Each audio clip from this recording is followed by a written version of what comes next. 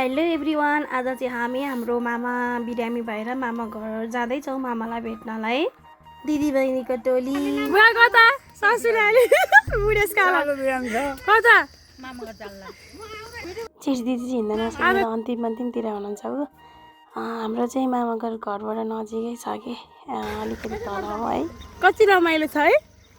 यहाँ हाम्रो मामा घर चाहिँ त्यतैपट्टि साइडमा छ ल, तलदेखि अलिअलि जाने बाटो चाहिँ यो हो हाम्रो। अब यहाँबाट ओर्लिन्छौँ। हजुर कहाँ जानु लाग्यो दाइ?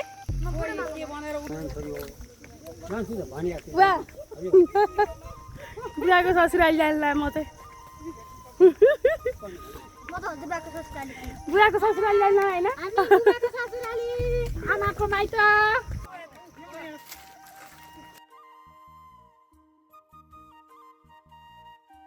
पिच बाटो भएको ठाउँको बुढी बिगाएर भने हामीलाई सजिलो हुन्छ। अलि अप्ठ्यारो रहेछ कि बाटो। हामी चाहिँ बुवालाई जिस्काउँदै गइरहेको थियौँ कि बाटो अप्ठ्यारो भएर चाहिँ यो चाहिँ हाम्रो मामा घर आइपुग्यो फाइनल्ली। मामा घर माइतीलाई दर्शन पनि गरियो।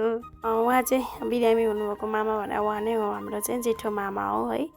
अब हामी चाहिँ टुरी नै छौँ यहाँ अहिले।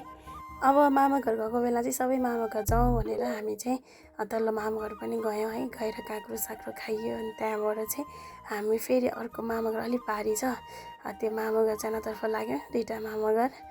अनि फाइनल्ली हामी मामा घर पुग्यौँ, पारी मामा घर है। टोली नै छौँ, हिँडिरहेछौँ।